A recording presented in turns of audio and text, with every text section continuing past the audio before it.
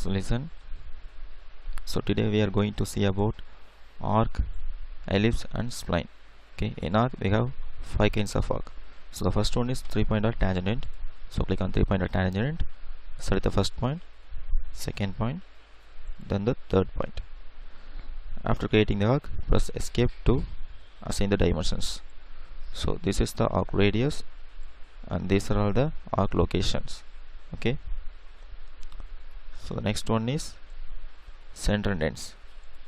Okay, here you have to specify the center point of the arc. So choose a center point, then start point, after that end point. Okay, the next type is 3 tangent. So 3 tangent is nothing but the arc which is tangent to the selected entities. Okay, so select the 3 tangent.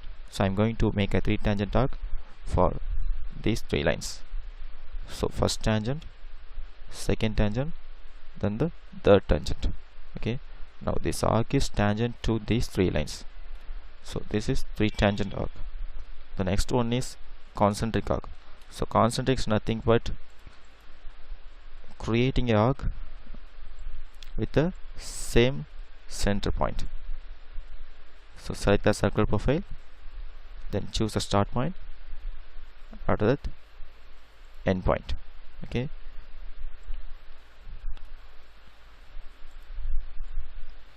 press escape after complete the arc profiles. So the next one is conic arc. So conic is a special kind of arc, start point, end point, then the conical locations. Okay, in this conic arc we have to define the dimensions of row, then the angles of start and end points. So row is varies from, so this dimension is called row, so it is vary from 0.05 to 0.95. so it is to specify the smoothness of arc. Okay,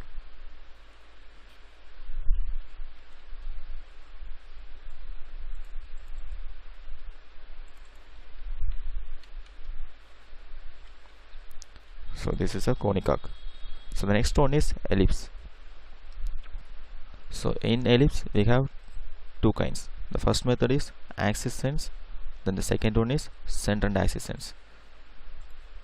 So both are same, but it differs in specifying the location of ellipse. So first one is axis and ellipse. So specify the first end point of axis, major axis, then the second end point of the major axis, after that minor axis radius.